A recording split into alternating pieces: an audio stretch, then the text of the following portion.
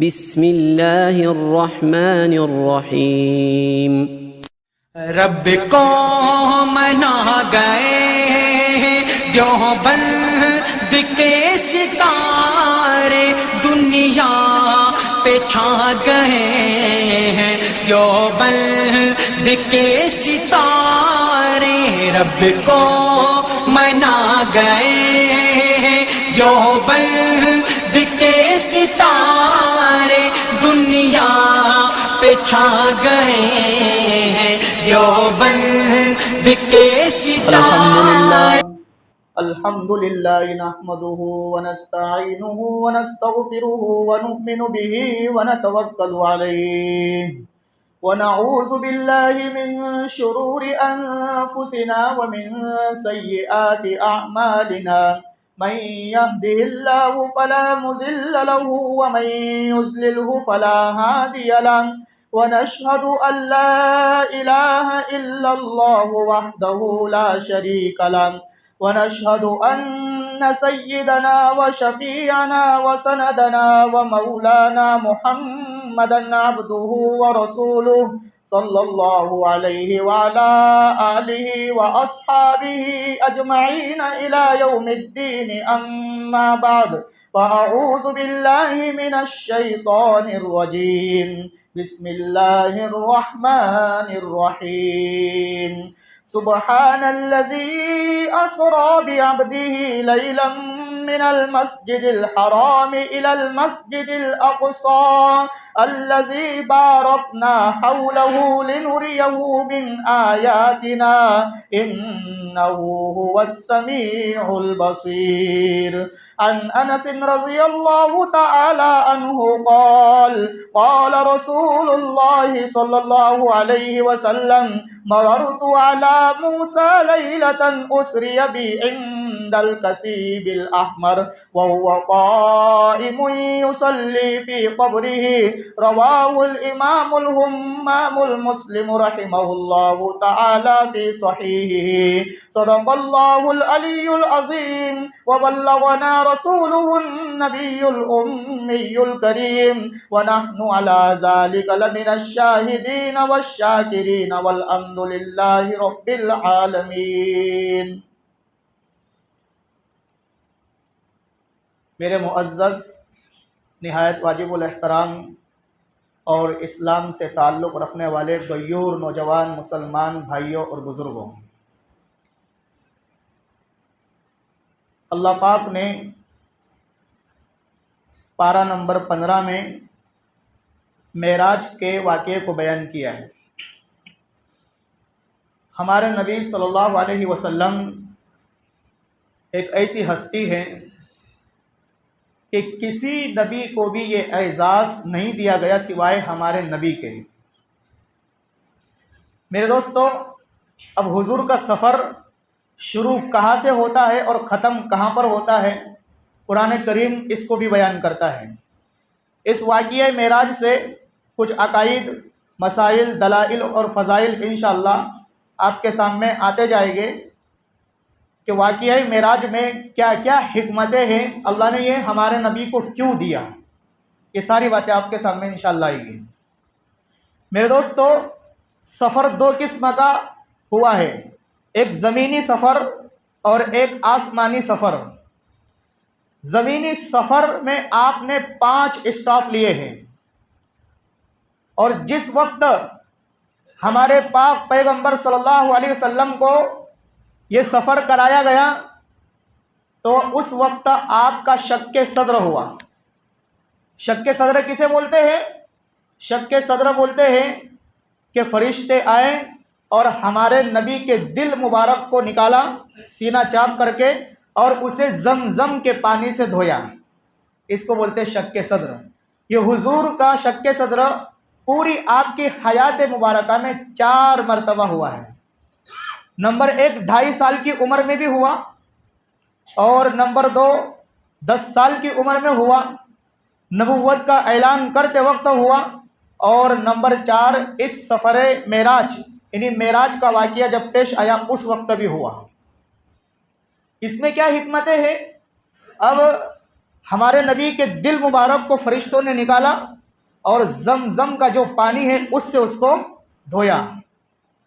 उसके बाद फिर उसमें रब्बे करीम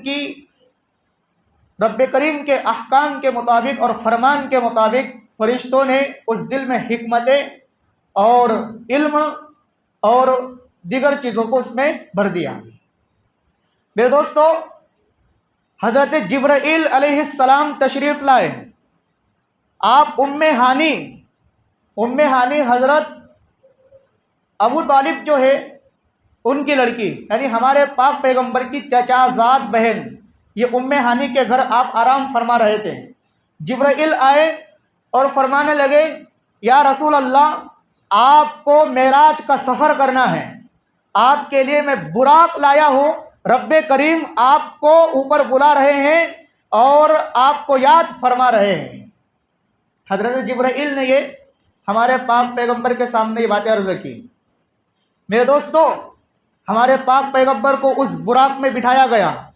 बुराक किसे बोलते हैं? आसमानी सफ़र की जो सवारी है उसका नाम बुराक है।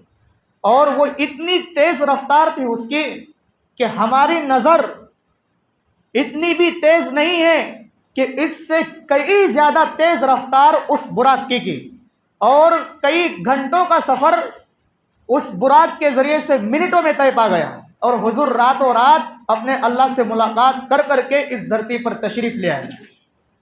सबसे पहले आप मक्कतुल मुकर्रमा गए, काबतुल्लाह जहाँ पर हज और उम्रा होता है, वहाँ पर जा करके आपने 2 रकात नफल नमाज अदा फरमाई। फिर उसके बाद आप मदीनतुल मुनव्वरा गए। मेरे दोस्तों तवज्जो रखना, मदीनतुल मुनव्वरा इसका पुराना नाम यसरब है। फिर उसके बाद वहाँ से आपका तीसरा स्टॉप है तूरे सीना। तूरे सीना ये वो जगह है जहाँ हज़रत मूसा अलैहिस्सलाम अल्लाह से बातचीत करने के लिए उस पहाड़ पर जाते थे और अल्लाह से कलाम और बात फरमाते थे। उस तूरे सीना पर आपका सफ़र हुआ है। चौथा स्टॉप आपका बैतुल लहम है। बैतुल लहम ये वो जगह है जहाँ हज़रत ईसा अलैहिस्सलातु वस्सलाम की पैदाइश हुई है। उस जगह का नाम बैतुल लहम।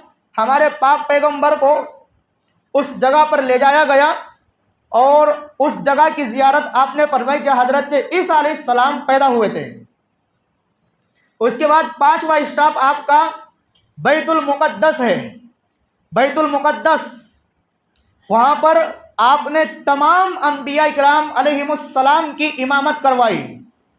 मेरे दोस्तों, जब हमारे पाक पैगंबर बैतुल मुक़द्दस पहुँचे तो हज़रत आदम अला नबीना अलैहिस्सलाम से लेकर हज़रत ईसा अलैहिस्सलाम तक जितने अंबिया इस धरती पर तशरीफ़ लाए और रब्बे करीम ने इस ज़मीन पर उनको मबऊस फरमाया, सारे अंबिया इकराम अलैहिमुस्सलाम उस मस्जिद अक़सा और बैतुल मुक़द्दस में सफ़ लगा करके तरतीब के साथ खड़े हुए हैं।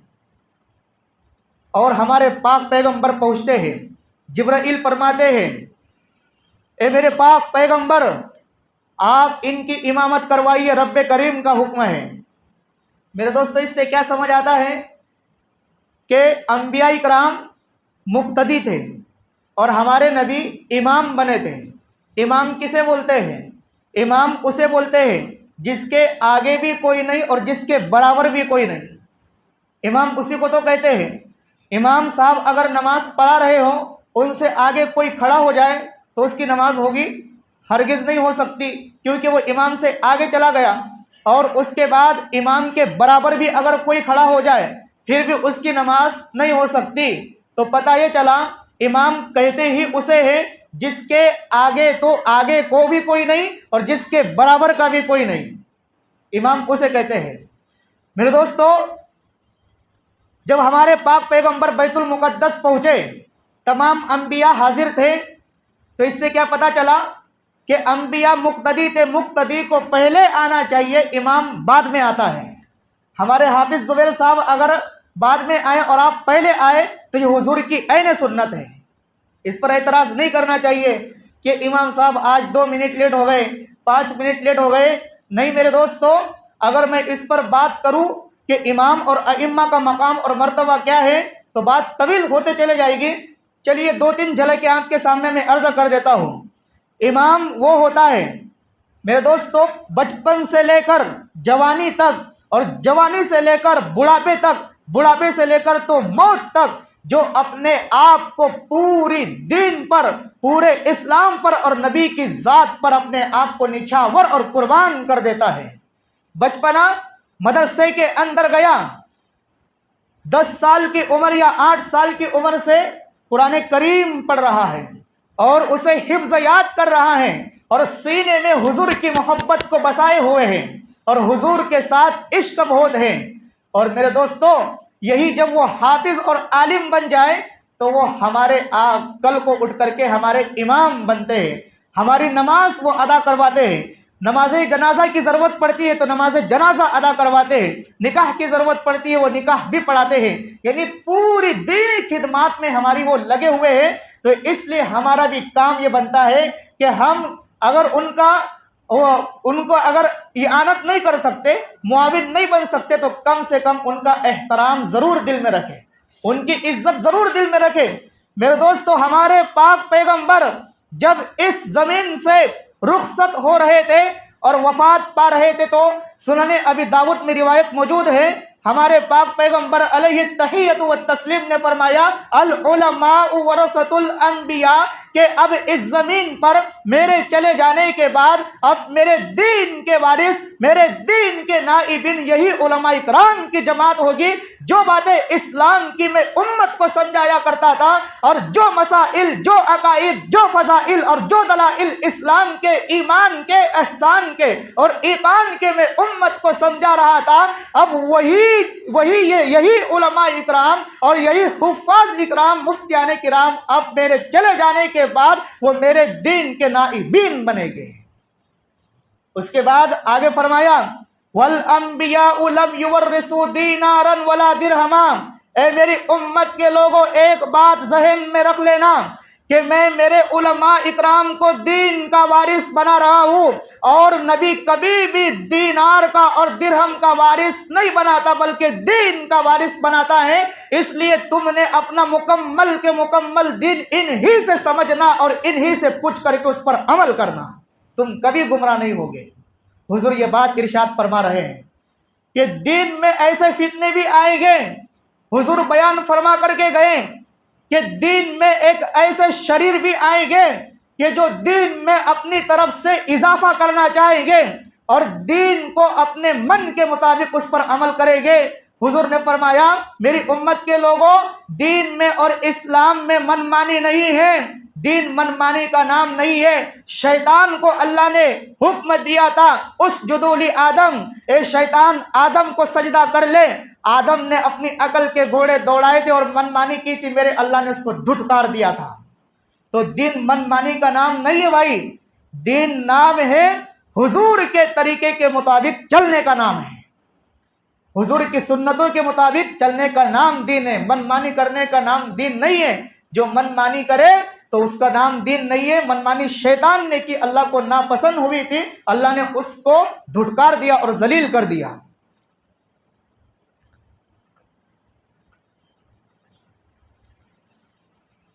मेरे दोस्तों, तालिब इल्म का मकाम क्या है आपको मालूम है? जब बच्चा घर से कुरान लेकर के मदरसे में जाता है, सीने से कुरान लगा करके जाता है, तो हदीस पाक में है, अजनिहतिल मलाइका, फरिश्ते उसके इस्तिकबाल में और उसके स्वागत में अपने पर बिछा देते हैं और बोलते हैं कि ए तालिब इल्म, ए नबी के दीन को और इस्लाम को पढ़ने वाले, नबी की सुन्नतों पर अमल करने वाले और आगे पहुंचाने वाले, तेरा जमीन पर चलना बहुत मुबारक हो, तेरे इस्तिकबाल में हम हमारे पर बिछा रहे हैं। ये फरिश्ते कहते हैं। मेरे दोस्तों आगे और सुनो, हुजूर ने फरमाया, सुनन अबी दाऊद की रिवायत, वो तस्तगफिरु लहुमुल हितान, कि जब तालिब इल्म अपने कुरान को अपने सीने से लगा करके जमीन पर चलता है तो समंदर की मछलियां भी उसके लिए मगफिरत की दुआएं करती है। ए अल्लाह, उस तालिबे इल्म की मगफिरत फरमा जो तेरे नबी के दीन को हासिल करने जा रहा है। ये समंदर की मछलियां बोलती है। और हमारा अकीदा और नजरिया है कि हमारे नबी की बात झूठी नहीं हो सकती। मेरे दोस्तों, सारी कायनात में जो बसने वाली मखलूक है सिवाय अंबिया, सिद्दीकीन, शुहदा, औलिया, अतकिया, अस्फिया के, तमाम कायनात झूठी हो सकती है, लेकिन मेरे नबी की बात झूठी नहीं हो सकती। मेरे दोस्तों, तो ये हमारे पाक पैगंबर फरमा रहे हैं कि तालिबे इल्म का ये मकाम समंदर की मछलियां दुआएं करती है और फरिश्ते उनके इस्तेकबाल में अपने पर बिछा देते हैं। ये उनका मकाम है। अल्लाह के ये मेहमान हैं, रसूलुल्लाह के ये मेहमान हैं। हमें इनका इकराम एहतराम करना चाहिए। अगर इनका इकराम और एहतराम अगर हम करेंगे तो फिर अल्लाह की जात से उम्मीद है कि अल्लाह हमारी दुनिया में भी कामयाबी रखेगा और आखिरत में भी कामयाबी अता फरमाएगा। मेरे दोस्तों, ये कोई मामूली चीज नहीं है। जिसने भी इस कुरान को, इस हदीस को, इस दीन को और इस इस्लाम को अपने सीने से लगाया है, अल्लाह पाक ने उसको दुनिया में भी कामयाब किया और आखिरत में भी कामयाब करेगी। मेरे दोस्तों, हजरत उमर का क्या मकाम था? इस्लाम लाने से पहले, इस्लाम नहीं लाए थे अभी, वो चरवाहे थे, बकरियों को चराया करते थे पहाड़ पर, इस्लाम नहीं लाए थे। लेकिन जब इस्लाम कबूल कर लिए, हुजूर पाक का कलमा शरीफ पढ़ लिए, तो खुद बयान करते हैं आज़्ज़नल्लाहु बिल इस्लाम, के अल्लाह पाक ने इस इस्लाम के जरिए से, हजरत उमर खुद बयान करते, तवज्जो रखना, इस इस्लाम के जरिए से हमें ऐसी इज्जत अता फरमाई, ऐसा एजाज, ऐसा इकराम और ऐसा मुहतरम और मुकर्रम बनाया कि जब खलीफा मैं बना और खलीफा सानी जब बना तो 22 लाख मुरब्बा मील जमीन पर इस्लाम का परचम अल्लाह ने मेरे जरिए से लहराया। और मैं एक गरीब घर का बच्चा था जो बकरियों को चराया करता था। इस इस्लाम के जरिए से अल्लाह ने मुझ पर करम यह फरमाया, इज्जत ऐसी अता फरमाई कि आधी दुनिया पर मैं हुकूमत कर रहा हूं। और मुहद्दिसीन ने यहां तक लिख दिया कि अगर हजरत उमर 10 साल और जिंदा रह जाते तो पूरी दुनिया को इस्लामी हुकूमत कायम करके दिखा देते। यह हजरत उमर का मकाम है। मेरे दोस्तों, तो मैं ये अर्ज कर रहा था कि उलमा का इकराम हमारे दिल में होना चाहिए। हमें जो भी मसला पेश आए उलमा से पूछ कर हल करो। हुजूर ने बयान फरमाया कि जब तक मेरी उम्मत के लोग पूछ करके अमल करते जाएगी, कभी भी वो गुमराह नहीं हो सकती है, कभी भी वो गलत रास्ते पर नहीं हो सकती है। और मेरे दोस्तों, खैर इसी में है। अल्लाह पाक जब कोई आदमी को मसला समझ में नहीं आता, अगर वो कोई आलिम से पूछ लेता है या मुफ्ती साहब से पूछ लेता है, तो फिर रब्बे करीम उसको हक के रास्ते पर रखते हैं, उसकी उम्र में भी बरकत देते हैं, उसके रिस्क में भी बरकत देते हैं और गुमराह नहीं होता, वो कभी गुमराह नहीं होता। इसलिए उलमा के साथ चले। यही उलमा अंबिया के वारिसीन और नाइबिन है जो हमें दीन समझाएंगे। आज के इस दौर के, इस पूरे फितन दौर में, इन फितनों के दौर में हमारा दुश्मन ये कोशिश कर रहा है कि किस तरीके से मुसलमानों से कुरान को दूर किया जाए, किस तरीके से मुसलमानों के दिलों से मोहब्बत को ख़त्म की जाए, किस तरीके से मुसलमानों के कुलूब से नबी की, इस्लाम की और कुरान की मोहब्बत को ख़त्म कर कर उनके अंदर इस्लाम की नफरत डाल दी जाए। मेरे दोस्तों, आज हमारा दुश्मन ये कर रहा है। देखिए हमारी बच्चियाँ आज कितनी मुर्तद हो रही है, आज कितने इस्लाम से और ईमान से हाथ धो बैठी है। वाक़ियात हमारे सामने हैं, ज़्यादा कहने की ज़रूरत नहीं है। मेरे दोस्तों, यही वो एक इस्लाम एक ऐसी चीज़ है और इस्लाम और ईमान ऐसी चीज़ है कि जो हमारी दुनिया भी बनाता है और जो हमारी आखिरत भी बनाता है। इसलिए अपनी औलाद को दीनदार बनाओ। स्कूल और कॉलेज और यूनिवर्सिटीज़ का मैं मुखालिफ नहीं हूँ, अपने बच्चों को स्कूल भी पढ़ाओ, कॉलेज भी पढ़ाओ, यूनिवर्सिटीज भी पढ़ाओ, लेकिन दीनदार भी उनको बनाओ। दीनदारी अगर होगी तो फिर जो उसने दुनिया की तालीम हासिल की है, अल्लाह पाक उसमें भी उसको कामयाबी देंगे और आखिरत में भी उसको कामयाबी का हिस्सा बना देंगे। मेरे दोस्तों, बात कहाँ से कहाँ चल गई। मैं तो यहाँ अर्ज कर रहा था, बैतुल मुकद्दस में हमारे पाक पैगंबर ने तमाम अंबिया इकराम अलैहिमुस्सलाम की इमामत करवाई। तमाम अंबिया वहाँ हाजिर थे। मेरे दोस्तों, जब वहाँ से पहले आसमान का सफ़र हुआ तो हज़रत मूसा अलैहिस्सलाम, अभी मैंने खुतबे में एक रिवायत पढ़ी है, हज़रत अनस रज़ी अल्लाह ताला अन्हु जिसके रावी, और सही मुस्लिम शरीफ में रिवायत मौजूद है कि हमारे पाक पैगंबर जब बुराक पर सवार हुए बैतुल मुक़द्दस से, जब आपका आसमानी सफ़र शुरू हुआ तो हज़रत मूसा अलैहिस्सलाम की कब्र से वो गुजरे। हज़रत मूसा को देखा कि कब्र में नमाज पढ़ रहे हैं, कब्र में नमाज पढ़ रहे हैं। मेरे दोस्तों, हमारा अकीदा है कि तमाम अंबिया अपनी कब्र मुबारक में जिंदा है, अपनी कब्रों में तमाम अंबिया जिंदा है। मुस्नद अबी याला की रिवायत में हजरत अबू हुरैरा रावी है, अल अंबियाउ अहयाउन फी कुबूरिहिम युसल्लून, कि तमाम अंबिया अपने कब्र मुबारक में जिंदा है और वहां वो नमाज भी पढ़ते हैं। जमीन उनके जिस्म को नहीं खा सकती। अल्लाह पाक ने जमीन पर उनके जिस्मों को हराम कर दिया है कि जमीन तो उनके जिस्मों को नहीं खा सकती, जैसे थे वैसे ही आज भी महफूज है। अंबिया इकराम, उनकी कब्रों में खुशबू है, जन्नत की खिड़कियां खोल दी गई है, तो कब्र में वो जिंदे और नमाज भी अदा करते हैं। हमारे पाक पैगंबर ने इसी रात में हजरत मूसा को कब्र में नमाज पढ़ते हुए देखा है। आगे चलते हैं मेरे दोस्तों। पहले आसमान पर हजरत आदम अलैहिस्सलाम से मुलाकात होती है। पहले आसमान पर हजरत आदम अलैहिस्सलाम से मुलाकात हुई। अब ये मुलाकातें क्यों है? अल्लामा हकीमुल उम्मत मुजद्दिदुल मिल्लत मौलाना अशरफ अली साहब थानवी रहिमहुल्लाह की ज़िंदगी की सबसे पहली किताब है नशरुत्तीब, आप उसका मुताला कीजिए। इसमें सारी हिकमतें लिखी हुई है कि ये स्टेप बाय स्टेप, पहले आसमान पर हजरत आदम, दूसरे आसमान पर हजरत ईसा अलैहिस्सलाम, तीसरे आसमान पर हजरत यूसुफ अलैहिस्सलाम, चौथे आसमान पर हजरत इदरीस अलैहिस्सलाम, पांचवें आसमान पर हजरत हारून अलैहिस्सलाम, और छठे आसमान पर हजरत मूसा अलैहिस्सलाम, और सातवें आसमान पर हजरत इब्राहिम अलैहिस्सलाम। इन तमाम से मुलाकात अल्लाह ने क्यों कराई, इसको अल्लामा थानवी ने नशरुत्तीब में नकल कर दिया है। जिंदगी की ये सबसे पहली उनकी किताब और आखिरी किताब उनकी जिंदगी की है बवादिरुन नवादिर। ये तो उलमा के लिए है, आप आवाम हो, इनके लिए नशरुत्तीब है। बहरहाल आदम अलैहिस्सलाम से मुलाकात हुई। मेरे दोस्तों, अल्लाह ने क्यों कराई मुलाकात, उसकी वजह यह है, इसमें हिकमत है इस बात की तरफ और इशारा है इस बात की तरफ कि ए मेरे पाक पैगंबर, यानी अल्लाह बयान करते हैं, ए मेरे पाक नबी अलैहिस्सलाम, आदम अलैहिस्सलाम को जन्नत से निकलना पड़ा, आपको भी एक दिन मक्का से कुफ्फार निकालेंगे, आपको भी मक्का से एक दिन ये कुफ्फार निकालेंगे।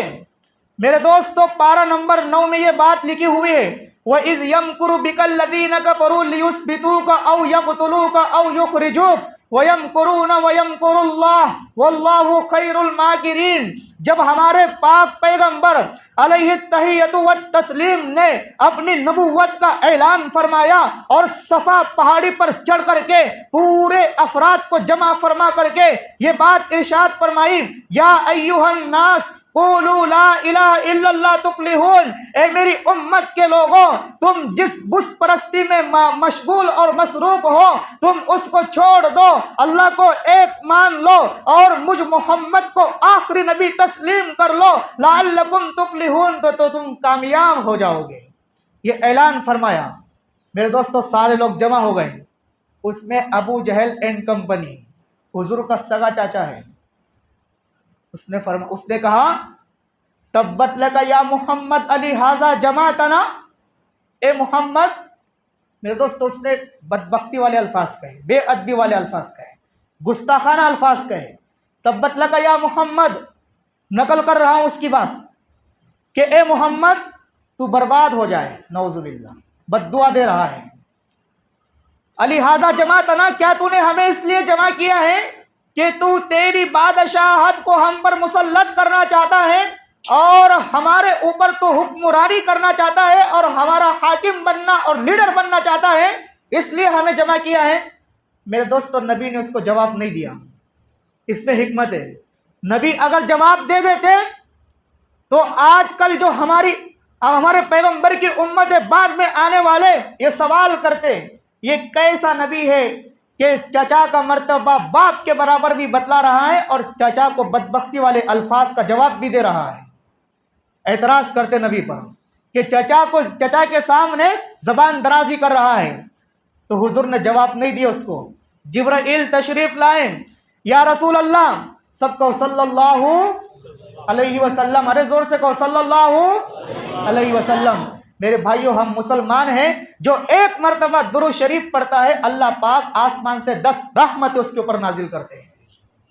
ये कौन कह रहा है? हमारे नबी फरमा रहे हैं, मन सल्ला अलैहि सलातन वाहिदतन सल्लल्लाहु अलैहि अशरा, कि जो भी मेरी उम्मत का एक आदमी मेरे ऊपर एक मर्तबा दुरूद शरीफ पढ़ता है, तो अल्लाह पाक उस पर अपनी 10 रहमतें और 10 बरकतें नाजिल कर देते हैं। ये इसका मकाम है। इसलिए मेरे दोस्तों, जब भी नबी का नाम आते जाए तो दिल ही दिल में दुरूद शरीफ जरूर पढ़ लेना, सल्लल्लाहु अलैहि वसल्लम। मेरे दोस्तों, नबी से मोहब्बत करते हैं ना? बेशक हमारा ईमान का हिस्सा है, हम बेशक नबी से मोहब्बत करते हैं और नबी के लिए हम सब कुछ लुटाने के लिए भी तैयार हैं। मेरे दोस्तों, हम मुसलमान हैं, नबी से हमारा ईमान का हिस्सा है मोहब्बत करना। चलिए आगे चलते हैं।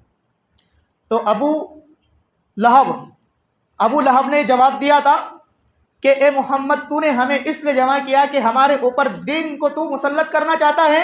मेरे दोस्तों, जिब्राइल आए और फरमाया, ए मेरे पाक पैगंबर, अल्लाह का हुक्म नाजिल हुआ है कि आप इस बदबख्त को जवाब ना दें। अगर आप इस बदबख्त को जवाब दोगे तो फिर आपकी उम्मत के कल उठ करके लोग ये कहेंगे कि ये कैसा नबी है, अपने चचा को बुरा और भला बोल रहा है, अपने चचा की ये बेअदबी और गुस्ताखी कर रहा है। ए मेरे पाक पैगंबर, आपको जवाब देने की जरूरत नहीं है, सीधा रब्बे करीम, रब्बे जुल जलाली वल इकराम कुरान करीम में इस बदबख्त को जवाब देने के लिए पूरी सूरत करीमा उतार रहा है। रब्बे करीम ने सूरत करीमा नाजिल की, तब्बत यदा अबी लहब व तब्ब। ए मोहम्मद करीम अलैहि तहियतु व तस्लीम, मैं जिब्राइल हूं और तब्बत यदा की अभी सूरत अल्लाह पाक ने नाजिल फरमाई है इस अबू लहब बदबख्त को जवाब देने के लिए। तब्बत यदा अबी लहब व तब्ब, ए अबू लहब, तू बर्बाद हो जाए, खाक आलूद हो जाए, और वो बर्बाद हो गया। आगे फरमाया, मा अगना अनहु मालुहु व मा कसब, कि अबू जहल, जो तेरा माल है तुझे कुछ भी काम नहीं आएगा, जो तेरी प्रॉपर्टी, जो जायदाद, जो मालो मता, जो मालो जर तूने जमा करके रखा है, तुझको ये दुनिया में भी कोई काम नहीं आएगा, आखिरत में भी कोई काम नहीं आएगा। सयस्ला नारन ज़ात लहब, ए अबू लहब, मेरे मोहम्मद को तू बुरा भला बोलता है। ए अबू लहब, मेरे मोहम्मद के ऊपर तू जबान दराजी करता है। ए अबू लहब, मेरे महबूब के सामने बदतमीजी वाले अल्फाज बकता है, बेअदबी वाले अल्फाज बकता है और मेरे मोहम्मद की गुस्ताखी करता है, मेरे महबूब मुस्तफा की बेअदबी करता है, उनकी शान को नीचे गिराना चाहता है। तेरे बारे में रब्बे करीम ने जवाबन मेरे मोहम्मद और मेरे महबूब की तरफ से यह जवाब तुझको दिया है, सयस्ला नारन ज़ात लहब, कि अल्लाह तुझको मार करके दिखाएंगे और कल कयामत के दिन तुझको जहन्नम की दहकती हुई आग में फेंक देंगे। ये जिब्राइल अमीन इस सूरत को लाए, इस सूरत का मतलब आपके सामने बयान कर रहा हूं। सयस्ला नारन ज़ात लहब, अन करीब ये अबू लहब बदबख्त जहन्नम में दाखिल होगा। और आगे फरमाया, वमराअतुहु, सिर्फ वो नहीं दाखिल होगा, उसकी बीवी उम्मे जमील भी दाखिल होगी। मेरे दोस्तों, हुजूर की सगी चची है, लेकिन इसकी किस्मत में हुजूर का कलमा नहीं लिखा था। ये क्या करती थी? हुजूर जब फजर की नमाज के लिए आते थे तो ये बदबख्त औरत, हुजूर की सगी चची है लेकिन कांटे रास्ते में बिछाया करती थी, हुजूर को चुभ जाया करते थे, खून निकल जाता था, हुजूर से बेहद इसको नफरत थी। मेरे दोस्तों, अल्लाह पाक ने इसकी ऐसी मौत अता की। वमराअतुहु, इस आयत के तहत तफसीर मारिफुल कुरान में अल्लामा मुफ्ती मोहम्मद शफी रहिमहुल्लाह ने जिल्द नंबर 8 में लिखा है, वमराअतुहु, अल्लाह ने इसकी ऐसी मौत अता की, ऐसी मौत आई इसको कि जंगल से इसका कारोबार था कि लकड़ियां बेचती थी, जंगल से लकड़ियां जमा करके लाती और लकड़ियों को ये बेचती थी और माल जमा करती थी। तो एक दिन ये जंगल से आ रही थी लकड़ियों का बोझ लेकर के। मेरे दोस्तों, सुनना कि नबी के गुस्ताखों का और नबी की बेअदबी करने वालों का हाल अल्लाह ने कैसे किया है, इसको सुनना, इसको सुना रहा हूं मैं। आ रही थी और अपने सर पर लकड़ियों का बोझ वो रखी हुई थी, लकड़ियों के बोझ को बांध दी रस्सी से और वो रस्सी जो बची थी उसको गले में उसने बांध दी ताकि लकड़ियों का बोझ गिरने ना पाए, और हाथ बांध करके वो चल रही थी। रास्ते में उसको ठोकर लगी और वो गिरी। मेरे दोस्तों, उसकी लकड़ियों का बोझ वो अटक गया, और वो रस्सी जो उसने गले में बांध रखी थी कि लकड़ियों का बोझ गिरने ना पाए, उसी रस्सी में उसको फांसी लगी और वही वो मर गई। अल्लाह पाक ने यही कहा, वमराअतुहु, ए अबू लहब, सिर्फ तू अकेला जहन्नमी नहीं है, तेरी बीवी को भी तेरे साथ जहन्नम में दाखिल करूंगा। हम्मालतल हतब, जो लकड़ियों के बोझ को उठाने वाली है। उसका तर्जमा ही है। आगे क्या है आखिरी आयत, फी जीदिहा हब्लुम मिन मसद, कि उसकी गर्दन में बटी हुई रस्सी होगी। यानी अल्लाह पाक जब कयामत बर्पा करेंगे और कब्रों से सारे इंसान, हजरत आदम से लेकर तो कयामत तक जितने आने वाले इंसान होंगे, अपनी कब्रों से वो निकलेंगे और मैदान हशर की तरफ दौड़ेंगे, तो वो इस हाल में उठेगी कि उसकी गर्दन में बटी हुई और बांधी हुई रस्सी होगी, और पूरी दुनिया देखेगी कि ये मेरे मोहम्मद की गुस्ताख थी। अल्लाह पाक ने यह हालत की है। तो मेरे दोस्तों, रसूलुल्लाह के गुस्ताख बचे नहीं है जमीन पर। जिसने भी बेअदबी किया था हमारे पाक पैगंबर की, अल्लाह पाक ने दुनिया ही में उनको उसकी सजा दे करके दिखा दी। तो इस दिन में वो रुकावट बने थे, इस दिन में रुकावट बने थे। जो भी रुकावट बना है, अल्लाह ने उसका अबू लहब और अबू जहल जैसा अंजाम किया है। मेरे दोस्तों, बात यहां चल रही थी, पहले आसमान पर हजरत आदम अलैहिस्सलातु वस्सलाम से मुलाकात हुई। इसमें हिकमत क्या थी कि मेरे पाक पैगंबर हजरत आदम को जन्नत से निकाला गया, आपको मक्का से कुफ्फार लोग निकालेंगे, आप ऐलान करोगे तब, तो इसलिए गमगीन होने की जरूरत नहीं है। इसमें यह हिकमत है। मेरे दोस्तों, जब हजरत जिब्राइल अलैहिस्सलाम आसमान पर जब पहुंचते हैं, तो आसमान पर जो दरवाजा लगा होता है वो लॉक वर्ल्ड होता है, यानी खुला नहीं होता। जिब्राइल खटखटाते हैं, और फिर वहां पर जो फरिश्ते मामूर है वो पूछते हैं, मन अंता, तुम कौन हो? जिब्राइल फरमाते हैं, अना जिब्राइल, मैं जिब्राइल हूं। फिर फरिश्ते पूछते हैं, वमन माक, और आपके साथ कौन है? जिब्राइल फरमाते हैं, मई मुहम्मदुर रसूलुल्लाह सल्लल्लाहु अलैहि वसल्लम, मेरे साथ हमारे पाक पैगंबर सल्लल्लाहु अलैहि वसल्लम है। जिब्राइल फरमाते हैं। फिर उसके बाद फरिश्ता पूछता है, अबू इस्त इलई, क्या तुम्हें इनकी तरफ भेजा गया है? फिर उसके बाद दरवाजा खुलता है और पहले आसमान के फरिश्ते हमारे पाक पैगंबर के इस्तकबाल में पर बिछा देते हैं और फरमाते, मरहबन लक या रसूल अल्लाह, ए अल्लाह के पैगंबर बहुत मुबारक हो। ये आसमान के फरिश्ते, पहले आसमान के। मेरे दोस्तों, जब दूसरे आसमान पर हमारे पाक पैगंबर पहुंचते हैं, वहां पर मुलाकात होती हजरत ईसा अलैहिस्सलाम से।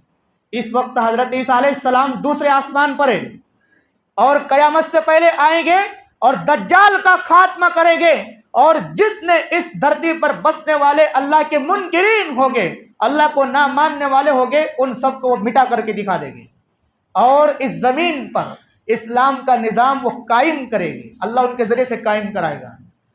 मेरे दोस्तों, फिर उसके बाद हजरत ईसा से मुलाकात क्यों कराई अल्लाह ने?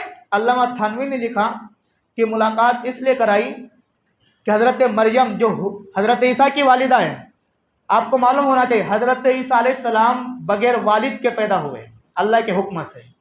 इनको अब्बा नहीं है, इनके वालिद नहीं है, बगैर वालिद के अल्लाह ने, वो अल्लाह की एक अपनी कुदरत का इजहार करना चाहते थे कि हम बगैर माँ बाप की भी पहला पैदा कर सकते जैसे हजरत आदम, और बगैर बाप की भी पैदा कर सकते जैसे हजरत ईसा अलैहिस्सलाम। तो अब हजरत मरियम अलैहिस्सलाम जो है, कयामत के दिन जब जन्नत में हुजूर जाएंगे, तो हजरत मरियम से अल्लाह पाक हुजूर का निकाह कराएंगे। मेरे दोस्तों, याद रखना, हजरत मरियम अलैहिस्सलाम का निकाह कयामत के दिन हुजूर अलैहिस्सलाम से होगा। तो ये बात, इसमें हिकमत क्या हजरत ईसा से मिलने की दूसरे आसमान पर, कि हजरत ईसा जो है हमारे नबी के बमंजिले बेटे के और हमारे नबी बमंजिले वालिद की हैसियत है।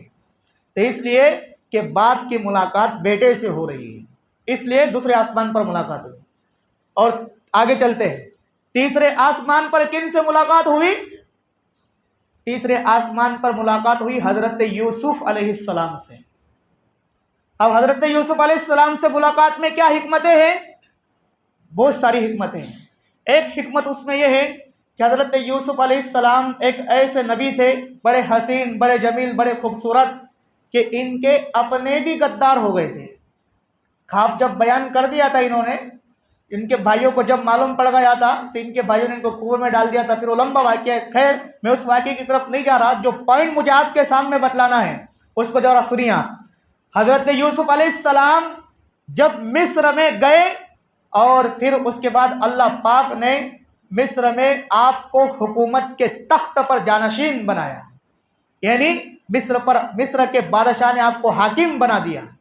तो इसमें इशारा इस बात की तरफ, ए मेरे पाक पैगंबर, आप मक्का से ये कुफ्फार आपको निकालेंगे इस दीन की दावत देने की वजह से और अदावत की वजह से, तो आप गमगीन मत हुई, आप रंजीदा ना हुए, आप अफसुर्दा ना हुए।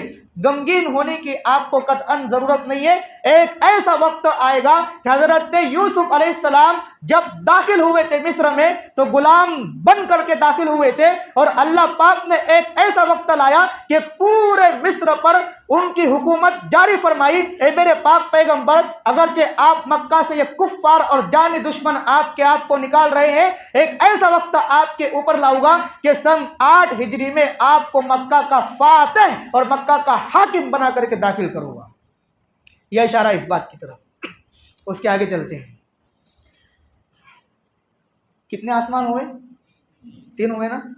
चौथे आसमान पर हजरत इदरीस अलैहिस्सलाम से मुलाकात होती है। हजरत इदरीस अलैहिस्सलाम से, इसमें क्या हिकमत है? इसमें हिकमत यह है, इन्नहु अव्वलु मन दव्वनल किताब अव्वलन अला वजहिल अर्ज। हजरत इदरीस अलैहिस्सलाम वो नबी है कि सबसे पहले इस जमीन पर और इस दुनिया में उन्होंने लिखना सिखाया है। इनसे पहले किसी ने लिखा नहीं। ये पहले नबी है कि पूरी कायनात में ये खुतूत लिखते थे, लिखा करते थे तहरीरी शक्ल में। तो इसमें इशारा इस बात की तरफ है, ए मेरे पाक पैगंबर, आप शाहाने कैसर और रोम के जो बादशाह है उनको आप खुतूत लिखोगे, उनको आप खत लिखोगे। नज्जाशी को आपने खत लिखा, शाह रोम को आपने खत लिखा, शाह कैसर और किसरा को आपने खत लिखा। तो इशारा इस बात की तरफ है। उसके बाद 5वें आसमान पर आपकी मुलाकात होती है हमारे पाक पैगंबर अलैहिस्सलातु वस्सलाम की हजरत हारून अलैहिस्सलाम से। हारून अलैहिस्सलाम से मुलाकात क्यों होती है? इसमें हिकमत क्या है? मेरे दोस्तों तवज्जो रखना, अब मैं इस्लाह मुआशरे के पॉइंट पर आ रहा हूं। मुलाकात क्यों होती है? इसमें हिकमत ये लिखी है कि हजरत हारून अलैहिस्सलाम जो है, अल्लाह पाक ने, हजरत मूसा ने दुआ की, अखी उशदुद बिही अजरी, ए मेरे पाक अल्लाह रब्बुल जलाली वल इकराम, हजरत मूसा ने दुआ की कि फिरऔन की तरफ जाने के लिए आपने हमें हुक्म फरमाया है कि उस बदबख्त ने खुदाइयत का दावा किया है और फ़क़ाल अना रब्बुकुमुल आला वो कह रहा है, तो आप उनकी तरफ जाइए। ए मेरे अल्लाह, आप हारून मेरे भाई को मेरा जानशीन और मेरा मुआविन और रफीक बना दीजिए। हजरत मूसा ने दुआ की, उशदुद बिही अजरी। तो फिर इसमें इशारा किस बात की तरफ है? इशारा और हिकमत इस बात की तरफ है कि अली मुर्तज़ा जो है, आप जब मदीने में नहीं होगे, दूसरी किसी जगह जाएंगे, गज़वा-ए तबूक के मौके पर हमारे पाक पैगंबर ने हजरत अली रज़ी अल्लाह ताला अन्हु को अपना जानशीन बनाया था और फरमाया था, अमा तरज़ा अन तकूना या अली, अमा तरज़ा अन तकूल मिन्नी बिमंज़िलति हारून मिन मूसा।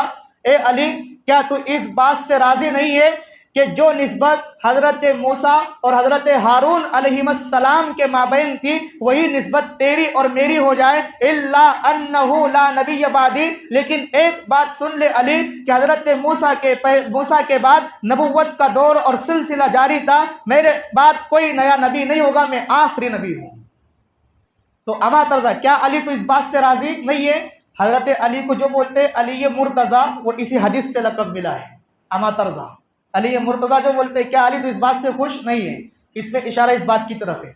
दूसरी हिकमत क्या लिखी हुई इसमें? हजरत हारून अलैहिस्सलाम से मुलाकात की।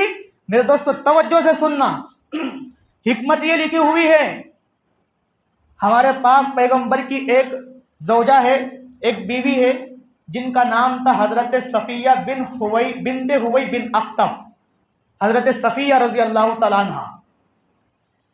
जब ये हमारे पाक पैगंबर के निगाह में आई, उम्मुल मोमिनीन है, हमारे पाक पैगंबर की बीवी है, ज़ौजा ए मोहतरमा है, निकाह में आई तो लोगों ने इनको ताना दिया। ताना ये देते थे लोग कि ये यहूदी नस्ल की औरत है और पाक पैगंबर के निकाह में जा रही है, ये ताना देते थे। हज़रत सफ़िया कमरे में बैठे बैठे रो रही थी। हुजूर आए और फरमाया, मालकी या सफ़िया, ए सफ़िया तुझे क्या हो गया, क्यों रो रही है? उसके बाद हज़रत सफ़िया ने जवाब दिया, ए मेरे पाक पैगंबर, मेरा दिल दुखा है कि मेरे बाप दादाओं को लेकर के ये लोग मुझे ताना दे रहे हैं कि ये यहूदी नस्ल की औरत है। ए मेरे पाक पैगंबर, मेरा तो ईमान से ताल्लुक़ है, मैं तो आपकी ज़ौजा हूँ, मेरा दिल दुखा है। कि हज़रत सफ़िया अर्ज़ कर रहे हैं, ए मेरे पाक पैगंबर, मेरे दिल को तकलीफ पहुँची है। मेरे दोस्तों, हज़रत रसूलुल्लाह ने तसल्ली के अल्फाज क्या कहे उसको सुनना। तारीकी वाला जुमला का हुजूर ने क्या फरमाया, ए सफ़िया, क्या तू इस बात से राज़ी नहीं है कि हज़रत हारून अलैहिस्सलाम की बेटी होने का तुझे शरफ हासिल है? हज़रत सफ़िया जो थी ना, हज़रत हारून की खानदान से थी, हज़रत हारून की खानदान से थी हज़रत सफ़िया, हारून अलैहिस्सलाम। ए सफ़िया, क्या तू इस बात से राज़ी नहीं है कि तू बेटी है हज़रत हारून अलैहिस्सलाम की? जो ताना तुझे देते हैं उनको ये बात बतला दे कि मैं बेटी हूँ हज़रत हारून अलैहिस्सलाम की, भतीजी हूँ हज़रत मूसा अलैहिस्सलाम की और बीवी हूँ मोहम्मद मुस्तफ़ा सल्लल्लाहु अलैहि वसल्लम की। क्या तो इस बात से राज़ी नहीं है? हज़रत सफ़िया फिर खुश हो गई कि इनके ताना देने से कुछ नहीं है। मेरे दोस्तों, इनका एक वाक़या और ये लिखा है कि बुख्ती नस्ल के ऊँट लाए गए। हुजूर की खिदमत में एक ऊँट लाया गया जिस पर हज़रत सफ़िया सवार होने वाली थी। अब वो बुख्ती नस्ल के जो ऊँट थे उनकी हाइट लंबी होती थी और हज़रत सफ़िया थोड़ी छोटी कद की थी, तो ऊँट की हाइट लंबी थी। मेरे दोस्तों, अब हज़रत सफ़िया से ऊँट के ऊपर बैठा नहीं जा रहा था, ऊँट के ऊपर चढ़ा नहीं जा रहा था।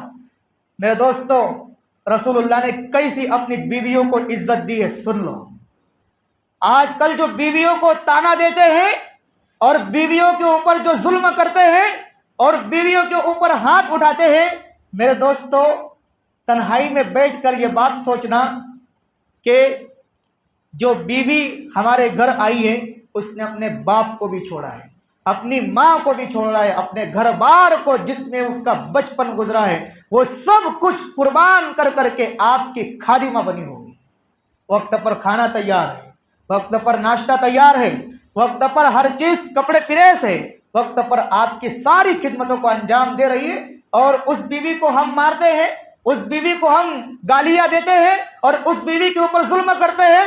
मेरे दोस्तों, याद रखना कि मुफस्सिरीन ने बयान ये किया कि जो बीवी के ऊपर जुल्म करता है अल्लाह उसकी उम्र को भी घटा देते हैं और उसके रिस्क को भी घटा देते हैं। मेरे दोस्तों, ये कोई मामूली काम नहीं है। ये ज़ौजैन आपस में मियाँ बीवी ये एक दूसरे की कहना ये चाहिए साथ है, एक दूसरे के मुआविन है, साथ है। तो इसलिए कतअन हरगिज ऐसे काम ना करें। आप सुनिए, मैं वाक़या अर्ज़ कर रहा था, हज़रत रसूलुल्लाह ने अपना ये पैर ऊँट की पीठ से लगाया ऐसे और फरमाया, ए सफ़िया, तेरा पैर इस पर रख और ऊँट पर चढ़ जा। हाइट छोटी हो रही थी, चढ़ा नहीं जा रहा था। हज़रत रसूलुल्लाह ने अपना ये घुटना उस ऊँट की पीठ से लगाया ऊपर उठा करके और सफ़िया से फरमाया, ए सफ़िया, तेरा कदम इस मेरी रान के ऊपर रख और इसके ज़रिए से तो ऊँट के ऊपर बैठ जा। मेरे दोस्तों, ये बीवियों को इज्जत दी हमारे पाक पैगंबर ने।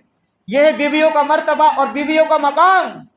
इसलिए मेरे दोस्तों, बीवी की हमेशा देखभाल करें, जिस चीज़ की ज़रूरत हो उसको ला करके दें। वो सब कुछ कुर्बान कर करके खादिमा बनी हुई है और हमारी खिदमत में लगी हुई है। मेरे दोस्तों, यह है बीवियों का मकाम और मर्तबा। हज़रत हारून अलैहिस्सलाम के बाद मुलाकात होती है छठे आसमान पर हज़रत मूसा अलैहिस्सलाम से। मूसा अलैहिस्सलाम से मुलाकात होती है। इसमें हिकमत क्या है मूसा अलैहिस्सलाम से मुलाकात के करने में?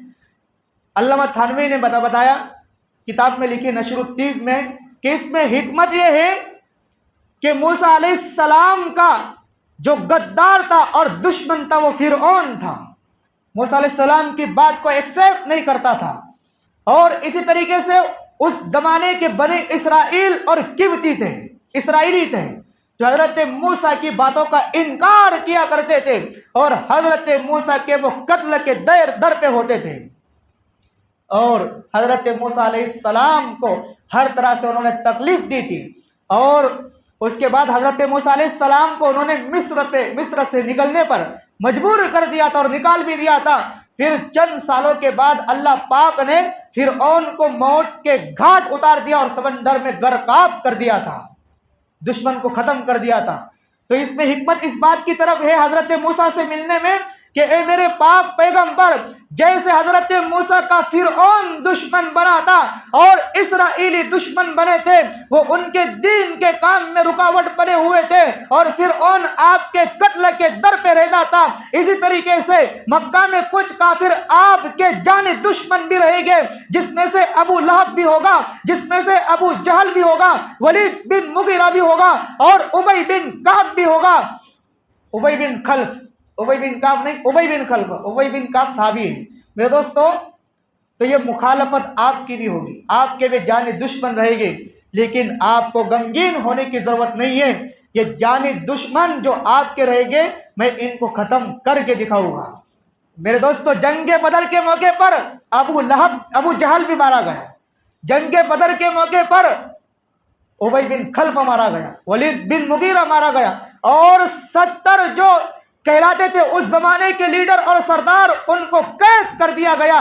तो अल्लाह पाक बयान ये करना चाहते हैं, यानी हिकमत इसमें इस बात की तरफ है हजरत मूसा से मिलने में कि जो भी मूसा के दुश्मन बने हैं, अल्लाह ने उनको खत्म कर दिया था। ए मेरे पाक पैगंबर, आपके भी अगर कुछ दुश्मन हो जाए इस इस्लाम और ईमान की वजह से, आप गमज़दा ना हुए, हम उनसे निपटने के लिए तैयार हैं।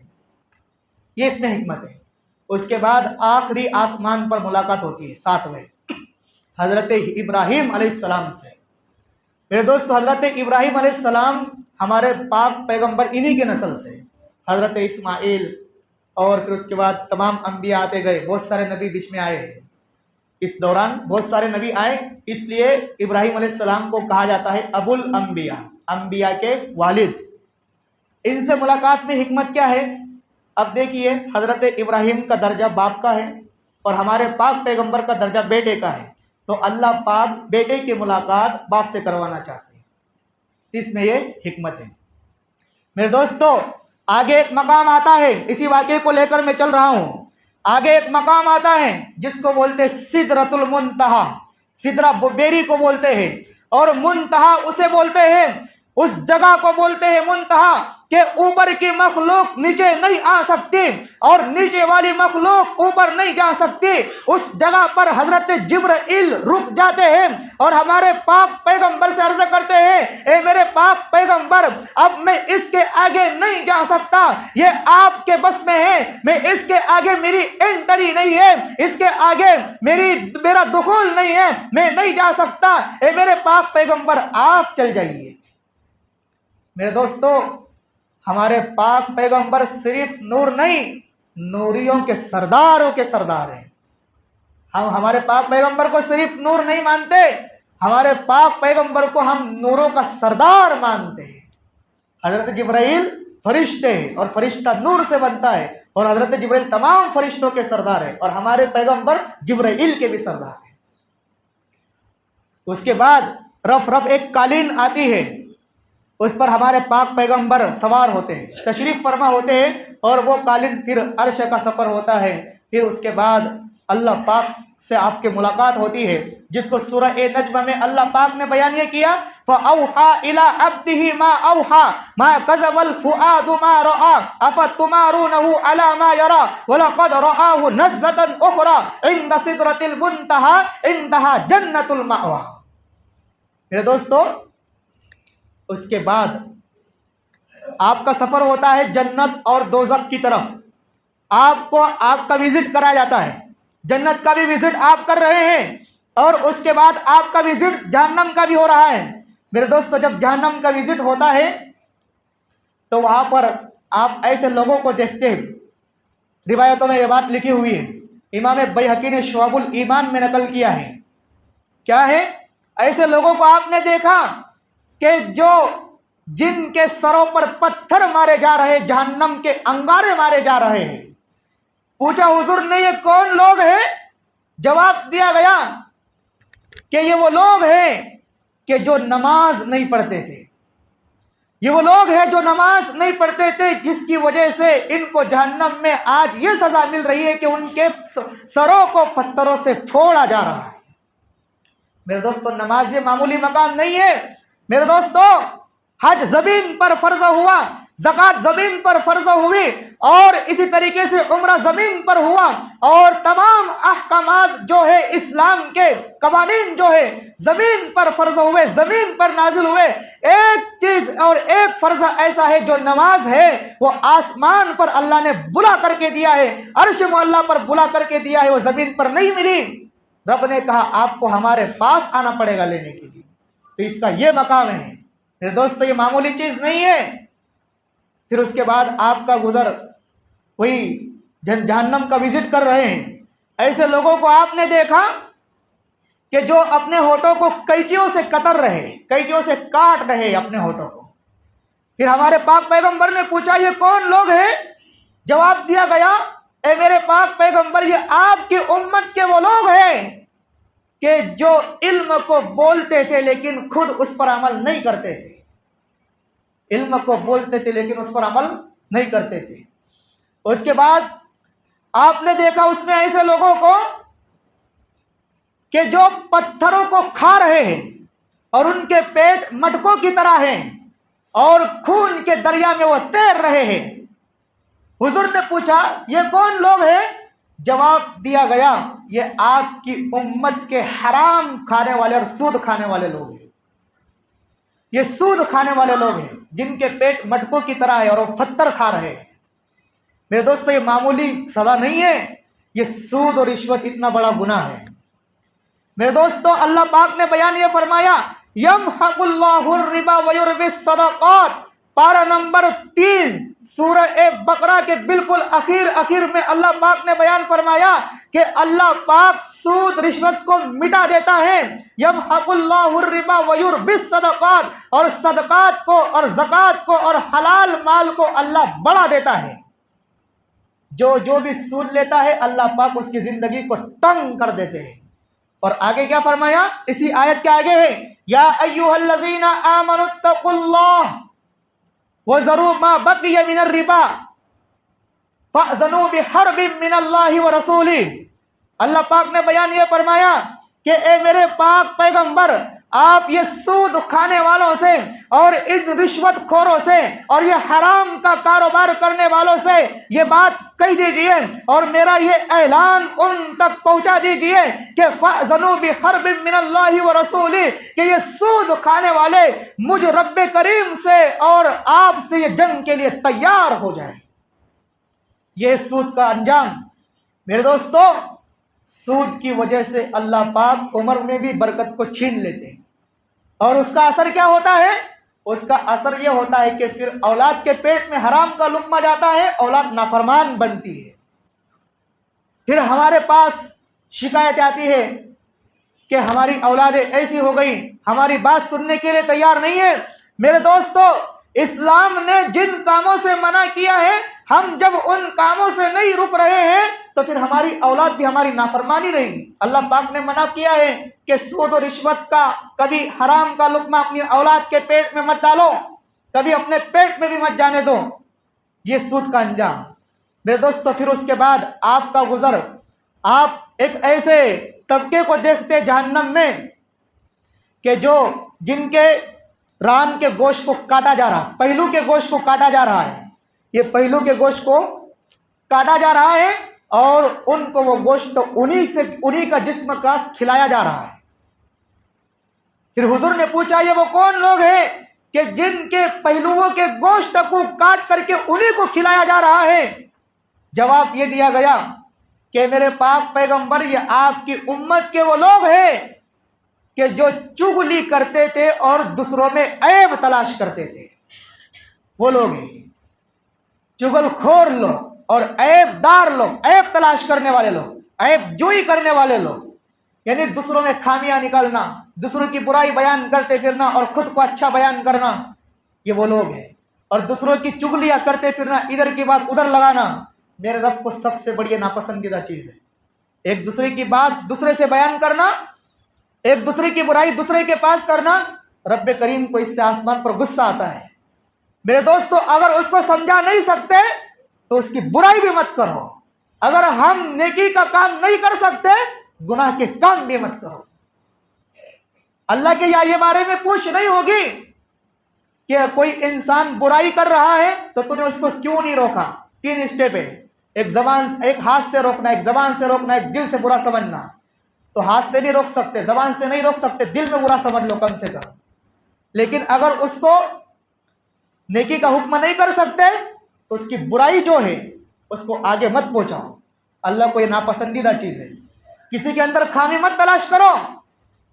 फिर उसके बाद आपका एक ऐसे तबके से गुजर होता है, मेरे दोस्तों तवज्जो से सुनना, कि जो बिल्कुल जिनके लिबास को उतार लिया गया है और उनको बरहना कर दिया गया है और जहन्नम की दहकती हुई आग में उनको दाखिल कर करके खून पीट जहन्नम का उनके सरों के ऊपर से डाला जा रहा है।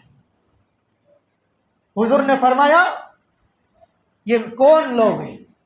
जवाब दिया गया, ये आपकी उम्मत के वो लोग हैं कि जो दुनिया के अंदर ज़िनाकारी करते थे, आज़न अल्लाह, हलाल को छोड़कर हराम की तरफ जाया करते थे, बीवी को छोड़कर गैर के साथ अपना ताल्लुक बनाया करते थे। मेरे दोस्तों, ये मामूली सजा नहीं है, ये बहुत बड़ी सजा है। तो इसलिए इससे अपने आप को दूर रखें। फिर उसके बाद फिर जन्नत का विजिट कराया गया। फिर जन्नत में आपने बहुत सारी नियामतें देखी। ये नियामतें और जन्नत में जितनी नियामतें सबका आपने विजिट किया।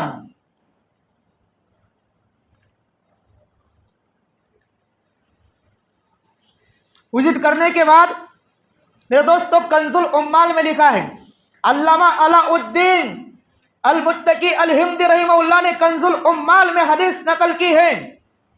क्या नकल की? कि हुजूर जब देख रहे हैं कि मैं अकेला घूम रहा हूं, मेरे साथ कोई नहीं है, तो मेरे दोस्तों जब इंसान अकेला अजीब जगह पर जाता है तो हस्बे आदत इंसानी फितरत है कि वो थोड़ा सा खौफ ज़्यादा हो जाता है।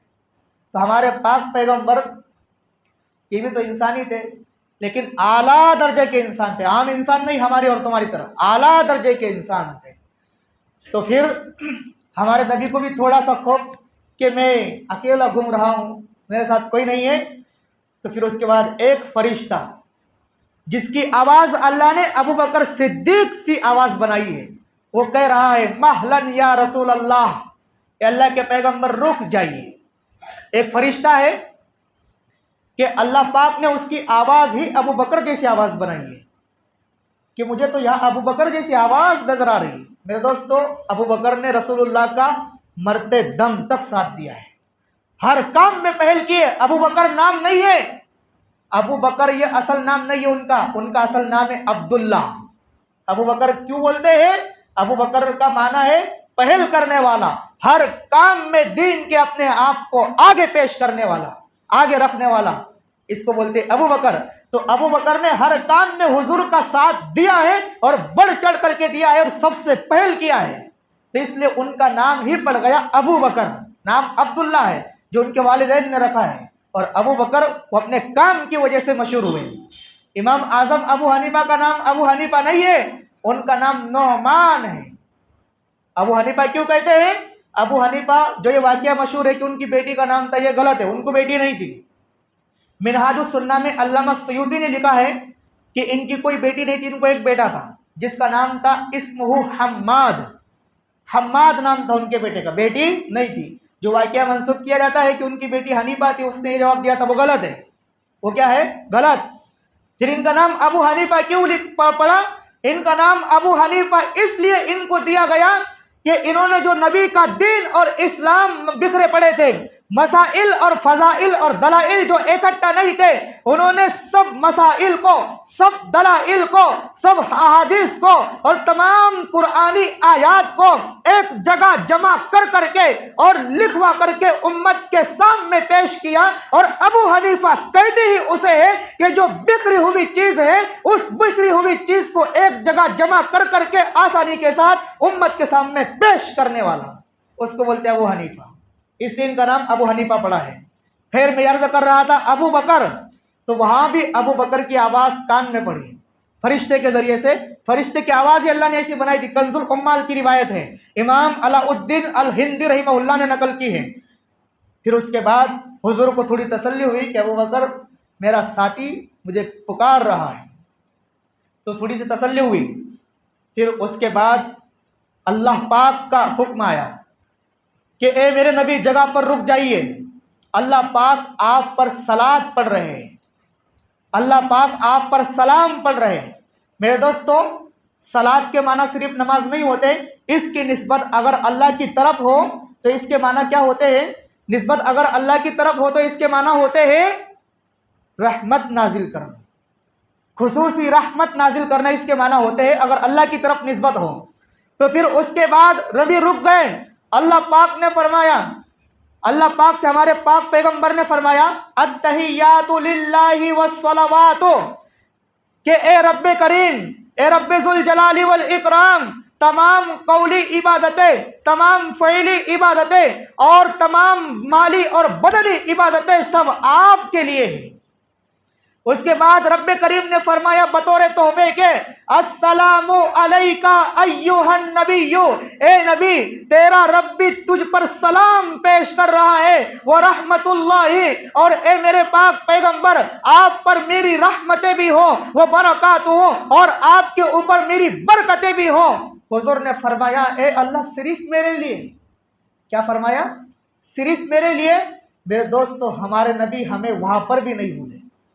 अल्लाह सिर्फ मेरे लिए, मेरी उम्मत को भी ये चीज अता कर दीजिए। फिर उसके बाद फरमाया हुजूर ने व अला अस्सलामु अलैना व अला इबादिल्लाहि सालिहीन, के ए नबी आप पर अल्लाह की रहमतें भी हो, ए नबी आप पर अल्लाह की बरकतें भी हो, ए नबी आप पर अल्लाह की सलामती भी हो। ए नबी सिर्फ आप पर नहीं, जब आपने हमसे फरियाद की है, जब आपने हमसे मुतालबा किया है अपनी उम्मत का, जब आपने हमसे मुतालबा किया है अपने अफराद का और अपनी जमात और अपनी उम्मत का, तो ए नबी सिर्फ आप पर हमारी रहमतें नहीं, सिर्फ आप पर हमारी बरकतें नहीं, बल्कि हमारी रहमतें आप पर भी, हमारी बरकतें आप पर भी, और हमारी रहमतें और बरकतें आपकी उम्मत के लोगों पर भी। वाला इबादिल्लाहि सालिहीन। मेरे दोस्तों, हमारे नबी को मेराज हुई और अल्लाह पाक तोहफा अता फरमा रहे हैं, तो वहां भी हमारे नबी हमको नहीं भूले। फरमाया अल्लाह सिर्फ मेरे लिए, मेरी उम्मत के लिए नहीं, वहां भी नहीं भूले। और हमारा क्या माहौल है कि आज हमें दुनिया का छोटा सा ओहदा मिल जाता है तो वो नीचे वालों को भूल जाता है। दुनिया की थोड़ी सी अगर जायदाद मिल जाती है, ओहदेदारी मिल जाती है, तो हम नीचे वालों को भूल जाते हैं। मेरे दोस्तों, उस जैसा नबी ना आया है ना आएगा, जो हमें वहां जाकर भी नहीं भूला, जहां कोई इंसान नहीं पहुंच सकता। कोई इंसान तो दूर की बात, फरिश्तों के सरदार जिब्राइल भी नहीं जा सके, वहां जाकर भी हमें नहीं भूले। मेरे दोस्तों, इसलिए हमारा फरीजा क्या बनता है? हम अपने नबी की तमाम सुन्नतों पर अमल करें और अपने नबी के दीन पर अमल करें। फिर उसके बाद ये सब सारी चीजें हो गई। अल्लाह पाक ने आपको एक खास तोहफा दिया नमाज का। मेरे दोस्तों, अब आखिर में ये मौजू चल रहा है। सलात का आपको तोहफा मिला, नमाज का 50 नमाजें आपको दी गई। शॉर्ट एंड स्वीट करके आपको बता रहा हूं। उसके बाद फिर आप जब जमीन पर आ रहे थे, आपकी मुलाकात हुई छठे आसमान पर हजरत मूसा अलैहिस्सलाम से। कि जो मुलाकातें जाते वक्त हुई, आते वक्त भी हुई। आप कहोगे कि जब तमाम अंबिया अपनी कब्र में चले गए तो पहले आसमान पर, दूसरे आसमान पर, तीसरे, चौथे, पांचवें, छठे, सातवें यहाँ पर कैसे आ गए? ये सवाल आपके जहन में आ रहा होगा। मेरे दोस्तों, इसका जवाब अल्लामा इदरीस कांदलवी रहमहुल्लाह ने सीरतुल मुस्तफ़ा में दिया है। वमा ज़ालिका अलल्लाहि बि अज़ीज़, इस आयत के तहत कि अल्लाह की कुदरत में कोई मुकाम मुश्किल नहीं है। अल्लाह जो चाहे कर सकता है। अल्लाह के लिए कोई मुश्किल नहीं है। जिंदे को मुर्दा कर सकता है, मुर्दे को जिंदा कर सकता है। अल्लाह के लिए मुश्किल नहीं है। युह्यिल मौता युह्यी व युमीत बियदिल खैर इन्नका अला कुल्लि शैइन कदीर। तो ये कोई मुश्किल नहीं है। तमाम अंबिया को वहाँ बैतुल मुक़द्दस में जमा फरमाया, तो ये अल्लाह के लिए मुश्किल नहीं है, ये अल्लाह के इख्तियार में है। बहरहाल ये उसका जवाब है। हज़रत मूसा ने कहा कि मेरे पाक पैगंबर, मेरी उम्मत तो इतनी नमाज नहीं पढ़ती थी, आपकी उम्मत कैसे पढ़ेगी? जाइए कम करा के आइए। मेरे दोस्तों, आपके जहन में सवाल हो रहा होगा कि 7वें आसमान पर हज़रत इब्राहीम अलैहिस्सलाम ने ये बात क्यों नहीं पूछी?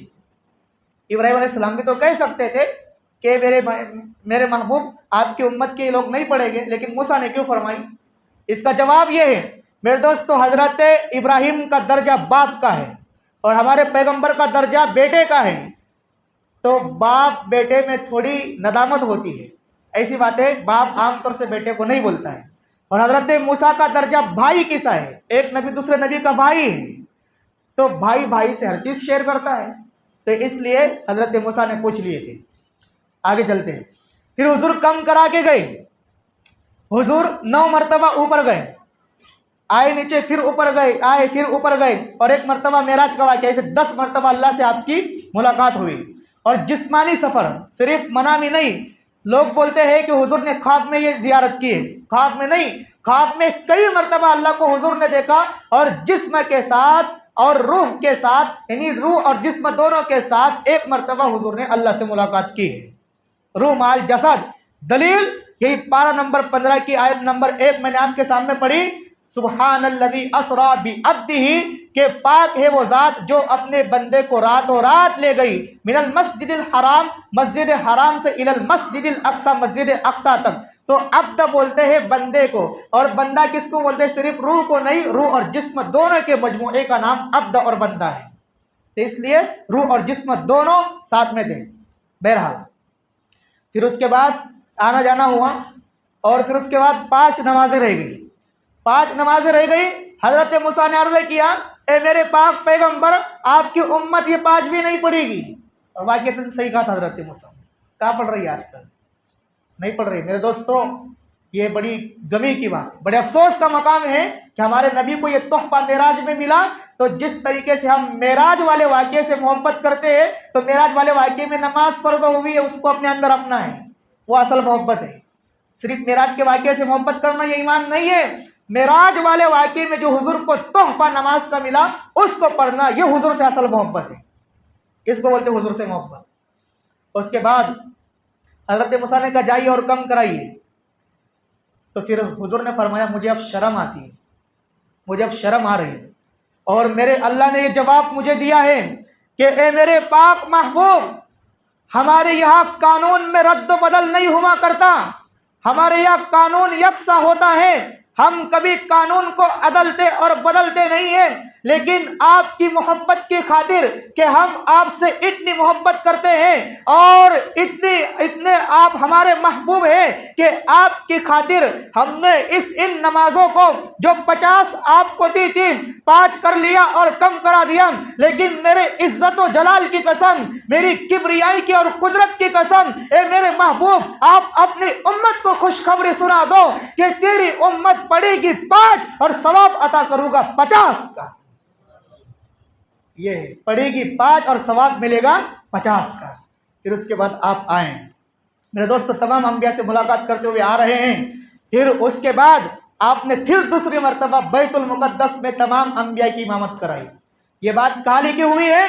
आप उठाइए मिशकात की शरह मिरकातुल मफाती जिल्द नंबर 10 में मुल्ला अली कारी रहीमहुल्लाह ने बाबुन फिल मेराज इस बाब के तहत हदीस पाक नकल की है और फरमाया कि सब फरमाया, क्या फरमाया कि नज़ला मअहू अल अंबिया मुतक़द्दिमीन वल मुतअख़िरीन व सल्ला बिहिम सलात मुवद्दिइन फ़अख़र। क्या फरमाया कि दूसरी मर्तबा जब बैतुल मुक़द्दस में हुजूर आए, अल्लाह पाक ने तमाम मुतक़द्दिमीन और मुतअख़िरीन अंबिया को जमा फरमाया और इनको सलाते अलविदाई नमाज पढ़ाई।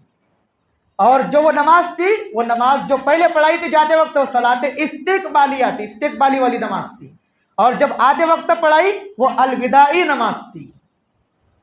ये 2 मरतबा नमाज पढ़ाई है। उसके बाद फिर सुनिए, उसके बाद सिर्फ रूहों ने नमाज नहीं पढ़ी, अंबिया का जिस्म भी हाजिर था। इसी को अल्लामा मुल्ला अली कारी रहमतुल्लाह ने इसी जिल्द नंबर 10 में फरमाया कि अस्सलातु इन्नमा तकूनु बिल अशबाही ला लिल अरवाही। क्या फरमाया कि अस्सलातु इन्नमा तकूनु बिल अशबाही ला लिल अरवाही ला सय्यमा, कि तमाम अंबिया हजरत आदम अलैहिस्सलाम से लेकर हजरत ईसा अलैहिस्सलाम तक जितने अंबिया बैतुल मुक़द्दस में जमा थे, सिर्फ उनकी रूहें नहीं थी, उनकी रूहों के साथ उनके जिस्म भी मौजूद थे और वो मुक्तदी बने थे और मेरे मोहम्मद उनके इमाम बने थे। तो सिर्फ रूहों ने नहीं पढ़ी, जिस्मों ने भी पढ़ी है। मेरे दोस्तों, फिर आए नीचे, आने के बाद आपने ये वाक़िया बयान किया उम्मे हानी से। उम्मे हानी के घर से आप गए थे। आप कहोगे चचाजाद बहन से तो पर्दा होता है, हुजूर ने पर्दा क्यों नहीं फरमाया? इसका जवाब यह है कि उस वक्त पर्दे के अहकाम नाजिल नहीं हुए थे। उस वक्त पर्दे के अहकाम नाजिल नहीं हुए थे। चचाजाद बहन से पर्दा है, चचाजाद बहन से पर्दा है। हर उस शख्स से पर्दा है उस खातून का, या हर उस आदमी का उस खातून से पर्दा है जिससे निकाह हो सकता है। मेरे दोस्तों, पर्दे पर बात आ गई तो थोड़ी सी इसकी भी बात कर लो।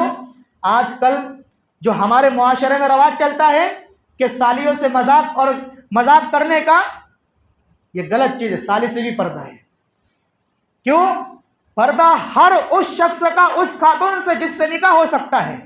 उसकी बहन अगर निकाह से अलग हो जाए तो साली से निकाह हो सकता है, चचाजाद बहन से निकाह हो सकता है, बड़े अब्बा की लड़की से निकाह हो सकता है, मामू की लड़की से निकाह हो सकता है। तो जिन से निकाह हो सकता है उनसे पर्दा है। बात नहीं कर सकते गैर जरूरी। मेरे दोस्तों, तो ये पर्दे के अहकाम से पहले की ये बात है, वाक़िया है। उसके बाद फिर उम्मे हानी ने आपको फरमाया, हुजूर ने बयान फरमाया कि मुझे अल्लाह ने ऐसे मेराज करवाई और मेरा यहाँ सफ़र हुआ।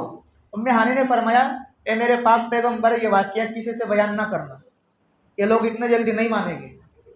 मेरे दोस्तों, ये वाक़िया जब सुबह हुई, रातों रात ये सफ़र हुआ था, जब सुबह हुई ये वाक़िया आपने सबसे पहले अबू जहल को बयान किया। मेरे दोस्तों, सुनते रहना। अबू जहल जो आपका दुश्मन था उससे बयान किया। अबू जहल ने आपको झुठला दिया कि इस वाक़े को मैं नहीं मानता कि रातों रात आप इतना लंबा सफ़र आपने तय कर लिया और 7 आसमानों का, अर्श मुअल्ला का, सिदरतुल मुंतहा का, अर्श का, कुर्सी का, ये सफ़र हम नहीं मानेंगे। मेरे दोस्तों, यही बात अबू जहल लेकर अबू बकर के पास गया और अबू बकर से पूछा, ए अबू बकर, एक सवाल पूछूंगा, जवाब दोगे? अबू बकर ने फरमाया, पूछो। अबू जहल ने कहा, क्या आप इस बात को मानेंगे कि कोई इंसान रातों रात महीनों का सफ़र, घंटों का सफ़र मिनटों में कर जाए, 7 आसमान का, फिर सिदरतुल मुंतहा, फिर अर्श मुअल्ला, फिर रब से मुलाकात, क्या तुम इस बात की तस्दीक करते हो? अबू बकर ने पूछा, मेरे दोस्तों, कि ये कहने वाला कौन है? पहले मुझे ये बताओ, इसका काइल और फाइल कौन है? कहने वाला कौन है? अबू जहल ने कहा कि कहने वाला कोई भी हो, पहले आप तो ये बताओ कि आप मानोगे। ऐसा पूछ रहा है अबू बकर से। अबू बकर ने कहा, ए अबू जहल, मेरे पाक पैगंबर के अलावा अगर कोई इस बात को कहे, मेरे पाक पैगंबर और मेरे मोहम्मद करीम के अलावा, अलैहि तहियतु व तस्लीम, मेरे महबूब के अलावा अगर कोई ये बात कहे तो मैं इस बात को नहीं मानूंगा, लेकिन मेरे पाक पैगंबर अगर इस बात को फरमा दे, मेरे मोहम्मद मुस्तफ़ा सल्लल्लाहु अलैहि वसल्लम अगर ये बात फरमा दे कि मैंने 7 आसमानों का सफ़र किया, सिदरतुल मुंतहा, अर्श मुअल्ला का सफ़र किया, रब्बे करीम की ज़ियारत से मुशर्रफ हुआ, जन्नत और जहन्नम की विजिट मैंने किया, और फिर उसके बाद वापस आया, तमाम अंबिया इकराम अलैहिमुस्सलाम की बैतुल मुक़द्दस में इमामत करवाई, अगर मेरा पाक पैगंबर ये बात फरमा दे तो अबू बकर बिन देके इस बात को मान लेगा। उस वक्त से आपका लक़ब हो गया सिद्दीक। बिन देखे ईमान की तस्दीक और तायीद करने वाला, उसको बोलते हैं सिद्दीक। मेरे दोस्तों, सिद्दीक ये ऐसे सहाबी है कि पारा नंबर 30 में आप उठाइए, रब्बे करीम क्या आपकी तारीफ कर रहा है। पारा नंबर 30 सूरह लैल की बिल्कुल आखिरी 4 या 5 आयतें हैं। वसयुजन्नबुहुल अतक़ा अल्लज़ी युअती मालहु यतज़क्का, कि जब गज़वे तबूक का मौका आता है तो अबू बकर अपना सारा माल हुजूर की खिदमत में लाकर पेश कर देते और फरमाते हैं, या रसूल अल्लाह, मैं अपने घर आपको और अल्लाह को छोड़कर आया हूँ। फरमाया, अल्लाह ने तारीफ क्या बयान की, वसयुजन्नबुहुल अतक़ा, ए मेरे पाक पैगंबर इस अबू बकर को खुशखबरी सुना दो कि ये बहुत मुत्तकी है, बहुत परहेजगार है। अल्लाह जिनके मुत्तकी होने की दलील दे रहा है, जिनके मुत्तकी होने की गवाही दे रहा है। अतक़ा, इसमें तफजील का सेगा है। इसमें तफजील का सेगा किसे कहते हैं आपको मालूम है? इसको अंग्रेजी में कहते हैं सुपरलेटिव डिग्री वर्ड। इससे बढ़कर कोई सेंटेंस और जुमला नहीं है, यानी बहुत ज्यादा मुत्तकी है। अल्लज़ी युअती मालहु यतज़क्का, के जो अपना तमाम माल दीन के लिए पेश कर देता है और निछावर कर देता है। यतज़क्का क्यों करता है? अपने आप को पाक साफ करने के लिए, अपने आप को गुनाहों से पाक साफ करने के लिए। वमा लि अहदिन इंदहु मिन निअमतिन तुजज़ा, वो इसलिए नहीं करता कि किसी का एहसान का बदला वो चुका रहा है, वो इसलिए नहीं करता कि उसको शोहरत मकसूद है या उसका नाम वो बढ़ाने के लिए कर रहा है। नहीं नहीं, न दुनिया की शोहरत उसकी मकसूद है, न दुनिया में नाम को आगे बढ़ाना उसकी तलब है। इल्ला इब्तिगा वजहि रब्बिहिल आला, वो सिर्फ इस वजह से अपनी जान भी दे रहा है, वो सिर्फ इस वजह से अपना माल भी पैगंबर पर निछावर कर रहा है कि रब उससे खुश हो जाए। और आगे बयान फरमाया, मेरे दोस्तों सुनिए, हुजूर ने बयान यह फरमाया कि मैंने दुनिया में तमाम जो सहाबा थे मेरे, मैंने उनका बदला एहसान का दुनिया में दे दिया, उनके एहसान का बदला उनको दुनिया ही में चुका दिया। लेकिन एक अकेला अबू बकर ऐसा है कि उनके एहसान का बदला मैं दुनिया में नहीं चुका सकता, रब्बे करीम क़यामत में उनका अता करेगा। और आखिरी आयत क्या है? वला सौफ यरज़ा, अल्लाह बयान फरमा रहे हैं कि ए मेरे महबूब मुस्तफ़ा, आप इस अबू बकर को अलग से पर्सनली तौर पर यह खुशखबरी सुना दीजिए कि ये मेरे इस्लाम पर, या रसूल अल्लाह, या आपकी ज़ात पर, आपके दीन पर जान भी देने के लिए कुर्बान है, माल भी लुटाने के लिए कुर्बान और तैयार है। ए मेरे मोहम्मद मुस्तफ़ा, इनको खुशखबरी सुना दो इस बात की कि जब क़यामत का आलम होगा, तमाम अंबिया वहाँ हाजिर हो गए, अपनी उम्मतों के साथ हो गए, अबू बकर को बुलाया जाएगा बतौर एजाज के, बतौर इकराम के, बतौर एहतराम के। उनको जब बुलाया जाएगा और रब्बे करीम उनको इतने इनामात देगा, इतने इनामात देगा कि अबू बकर भी यरज़ा, खुश हो जाएगा।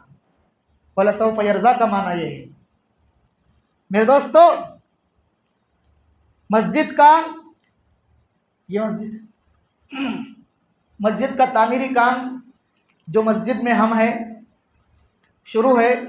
वज़ू खाने भी हमने देखे, उसकी भी ज़रूरत है उसको तामीर करने की, तो इसलिए इसमें ज़्यादा से ज़्यादा ताउन करते जाएं। मेरे दोस्तों, एक जुमला में हमेशा कहा करता हूँ, खुशकिस्मत है वो पैसा जो रसूलुल्लाह के दीन पर लग जाए।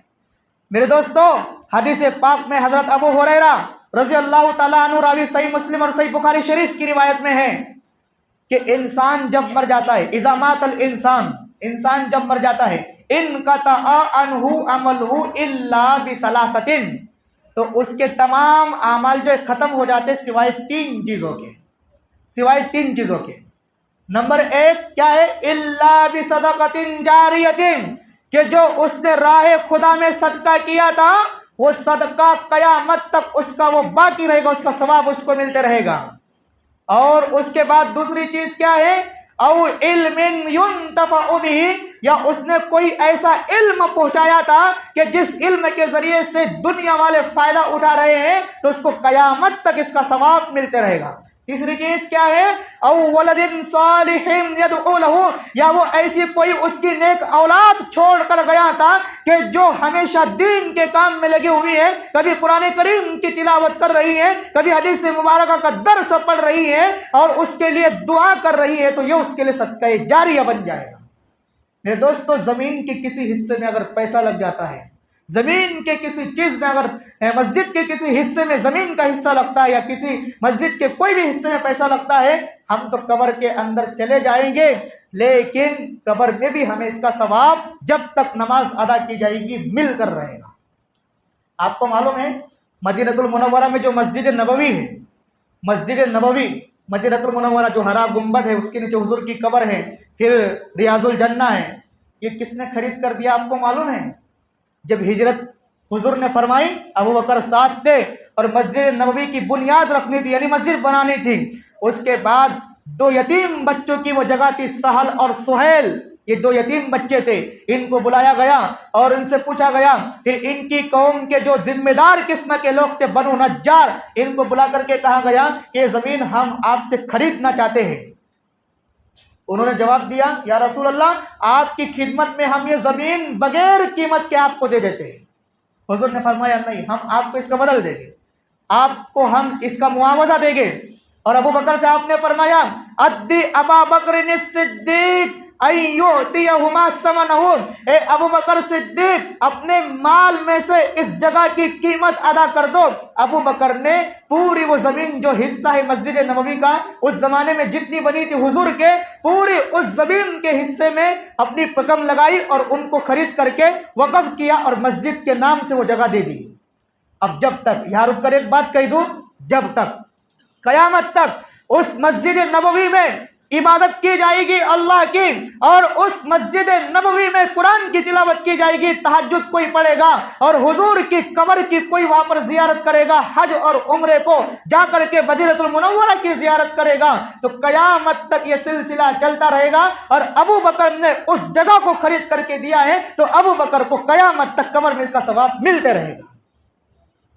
यह है मेरे दोस्तों, ये मामूली काम नहीं है, इसलिए हम इसमें भी हिस्सा लगाएं। ठीक है, अल्लाह पाक आपको खुश और खुर्रम रखें, अल्लाह पाक आपकी उम्र में, आपके रिस्क में खूब बरकत अता फरमाए, तमाम परेशानियों को दूर फरमाए और जो बातें सुने उस पर अमल की तौफीक अता फरमाए। अल्हम्दुलिल्लाहि रब्बिल आलमीन वस्सलातु वस्सलामु अला सय्यिदिल अंबियाइ वल मुरसलीन या रब्बि लकल हम्दु कमा यंबगी लिजलालि वजहिक व अज़ीमि सुल्तानिक सुब्हानल्लाहि व बिहम्दिही सुब्हानल्लाहिल अज़ीम सुब्हानल्लाहि अदद मा खल्क़िही व रिदा नफ्सिही व ज़ीनता अर्शिही व मिदाद कलिमातिही ला इलाहा इल्लल्लाहुल हलीमुल करीम सुब्हानल्लाहि रब्बिल अर्शिल अज़ीम वल्हम्दुलिल्लाहि रब्बिल आलमीन नस्अलुका मूजिबाति रहमतिक व अज़ाइम मग़फ़िरतिक वल गनीमता मिन कुल्लि बिर वस्सलामता मिन कुल्लि इत्म ला तदअ लना ज़ंबन इल्ला गफ़रता वला हम्मन इल्ला फ़र्रजता वला मरीज़न इल्ला शफ़ैता वला हाजतन मिन हवाइजिद दुनिया हिय लक रिज़न इल्ला क़ज़ैता या अरहमर राहिमीन या अकरमल अकरमीन या ज़ल क़ुव्वतिल मतीन या राहिमल मसाकिन या अव्वलल अव्वलीन या आखिरल आखिरीन या सत्तारल उयूबि व या गफ़्फ़ारज़ ज़ुनूब रब्बना ज़लमना अनफुसना व इल्लम तग़फ़िर लना व तरहमना लनकूनन्न मिनल ख़ासिरीन रब्बना आतिना फ़िद दुनिया हसना व फ़िल आखिरति हसनतन व क़िना अज़ाबन्नार रब्बना ला तुआख़िज़ना इन नसीना औ अख़्ताअना रब्बना वला तहमिल अलैना इसरन कमा हमलतहु अलल लज़ीना मिन क़ब्लिना रब्बना वला तुहम्मिलना मा ला ताक़त लना बिही वाफ़ु अन्ना वग़फ़िर लना वरहमना अंत मौलाना फंसुरना अलल कौमिल काफिरीन। अल्लाहुम्मा अंसुरिल इस्लाम वल मुस्लिमीन, अल्लाहुम्मा अइज़्ज़िल इस्लाम वल मुस्लिमीन व अज़िल्लश शिर्क वल मुशरिकीन व दम्मिर अअदाअद्दीन। या अल्लाह हम सब के सगीरा और कबीरा गुनाहों को माफ़ फरमा। या ज़ल जलाली वल इकराम, जो गुनाह हमसे रात में हुए, जो दिन में हुए, जिनका हमें इल्म है, जिनका इल्म नहीं है, सब को अपने फजल से, अपने करम से माफ़ फरमा। या अल्लाह आप माफ़ फरमाने वाले हैं। या अल्लाह आप गुनाहों से दरगुजर फरमाते हैं। या अल्लाह हमारे तमाम गुनाहों को, तमाम सय्यात को या अल्लाह हसनात से मुबद्दल फरमा। या अल्लाह जो लोग बीमार हैं उनको शिफाए कामिला अता फरमा। या अल्लाह जो लोग इस दुनिया से जा चुके हैं तमाम मरहुमीन की मग़फ़िरत फरमा। या अल्लाह तमाम मरहुमीन को अज़ाब कब्र से नजात अता फरमा। या अल्लाह तमाम मरहुमीन को जन्नतुल फिरदौस में आला मकाम व मर्तबा नसीब फरमा। या अल्लाह इनके दर्जात को बुलंद फरमा। या अल्लाह जो मुसलमान भाई परेशानी में मुब्तला है उनकी परेशानियों को दूर फरमा। या अल्लाह हम सब की ईमान की और इस्लाम की हिफाजत फरमा। या अल्लाह जो लोग मकरूज़ है कर्ज की अदायगी के फैसले अपने खजाना गैब से पैदा फरमा। या अल्लाह जो मुसीबतों में मुब्तला है, जो परेशानियों में मुब्तला है, उनकी परेशानियों को, उनकी मुसीबतों को ख़त्म फरमा। या अल्लाह तेरे कुरान करीम पर सही समझ कर अमल करने की अल्लाह तौफीक अता फरमा। या ज़ल जलाली वल इकराम, या अरहमर राहिमीन, या अकरमल अकरमीन, हम सब की गुनाहों से हिफाजत फरमा। या अल्लाह नेक काम करने की तौफीक अता फरमा।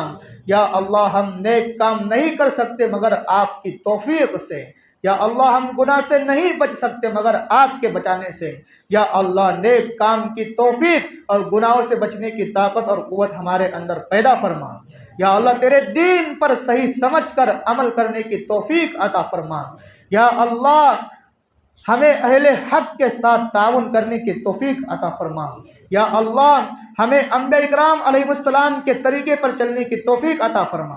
या अल्लाह सहाबा की तमाम सिफात हमारे अंदर पैदा फरमा। या अल्लाह हमें सिरात मुस्तकीम अता फरमा। या अल्लाह अहले हक के रास्ते पर गामजन फरमा। या अल्लाह इहकाके हक और इब्ताले बातिल की सलाहियत हमारे अंदर पैदा फरमा। या अल्लाह हक को हक समझने की और बातिल को बातिल समझने की हमारे अंदर तौफीक अता फरमा। या अल्लाह आप जिसको चाहे गुमराह कर देते हैं, या अल्लाह जिसको चाहे हक पर रखते हैं। युज़िल्लु बिही कसीरन व यहदी बिही कसीरा, या अल्लाह हमें सही हिदायत नसीब फरमा। या अल्लाह हमें अहले हक की हिदायत नसीब फरमा। या अल्लाह गुमराही और जलालत से हम सब की पूरी पूरी हिफाजत फरमा। या अल्लाह तेरे नबी की तमाम सुन्नतों को हमारी ज़िंदगी में पैदा फरमा। या अल्लाह तेरे नबी की मोहब्बत हमारे दिल में पैदा फरमा। या अल्लाह तेरे नबी की तमाम अदाओं को हमारी ज़िंदगी में महफूज फरमा। या अल्लाह जिनके वालिदैन इस दुनिया में मौजूद है तमाम वालिदैन की उम्र में, उनके रिस्क में बरकत अता फरमा। जिन वालिदैन की औलाद मौजूद है उनकी औलाद को उनके वालिदैन की आंखों की ठंडक बना। उनकी औलाद को उनके वालिदैन की, उनकी औलाद को उनके वालिदैन का फरमाबरदार बना। या अल्लाह करीम जो भटके हुए हैं उनको सही रास्ता और हिदायत अता फरमा। या अल्लाह या ज़ल जलाली वल इकराम, या अरहमर राहिमीन, या अकरमल अकरमीन, हमें नेक काम करने की तौफीक अता फरमा। या अल्लाह तमाम शरीरों की शरारत से और तमाम फितीन के फितनों से और तमाम हसद और बुग़्ज़ और अदावत और नफ़रत रखने वालों से हम सब की ज़ात की, हमारे ईमान की, इस्लाम की और आमाल की हिफाजत फरमा। या अल्लाह जो तुर्की में ज़लज़ला आया हुआ है वहाँ के मुसलमानों के अपने खजाने गैब से मदद और नुसरत फरमा। या अल्लाह हम सब की ऐसे ज़लज़लों से हिफाजत फरमा। या अल्लाह अपने अज़ाब से हम सब की हिफाजत फरमा। या अल्लाह अपनी सज़ाओं से हम सब की हिफाजत फरमा। या अल्लाह हमारी खताओं से दरगुजर फरमा, हमारे गुनाहों से माफ़ फरमा। या अल्लाह तेरे कुरान करीम पर सही समझ कर अमल करने की और उससे मोहब्बत करने की तौफीक अता फरमा। या अल्लाह तेरे नबी के दीन को सही समझ कर आगे पहुँचाने की तौफीक अता फरमा। या अल्लाह हमें अपने दीन के लिए, अपने इस्लाम के लिए कबूल फरमा। या अल्लाह अगरचे हम इस लायक नहीं हैं, लेकिन आपकी ज़ात, आपकी रहमत बहुत वसी है। या अल्लाह हमें भी अपनी रहमत में दाखिल फरमा, हमें भी अपने मकबूल बंदों में शामिल फरमा। या अल्लाह हमें भी अपनी महबूबियत और मकबूलियत अता फरमा। या अल्लाह हमें दीन का काम सही समझकर आगे पहुँचाने की, नबी के तरीके पर, सहाबा के तरीके पर आगे पहुँचाने की तौफीक अता फरमा। या अल्लाह हमें दीन के लिए कबूल फरमा। या अल्लाह जिन भाइयों ने हमसे दुआ के लिए कहा या लिखा है, उनकी तमाम जायज़ हाजात को मुकम्मल फरमा, उनकी तमाम परेशानियों को दूर फरमा, उनके लिए तमाम आसानियाँ पैदा फरमा, तमाम मुश्किलात को ख़त्म फरमा और तमाम मुसीबतों को ख़त्म फरमा। या अल्लाह हमने जो मांगा है वो भी अता फरमा, जो मांगने से रहेगा वो भी अता फरमा। हमारी इस दुआ को प्यारे आका मोहम्मद सल्लल्लाहु अलैहि वसल्लम के वसीले से कबूल फरमा। वसल्लल्लाहु तआला अला खैरि खल्क़ि मुहम्मद व अला आलिहि व अस्हाबिहि अजमईन। आमीन बिरहमतिका या अरहमर राहिमीन।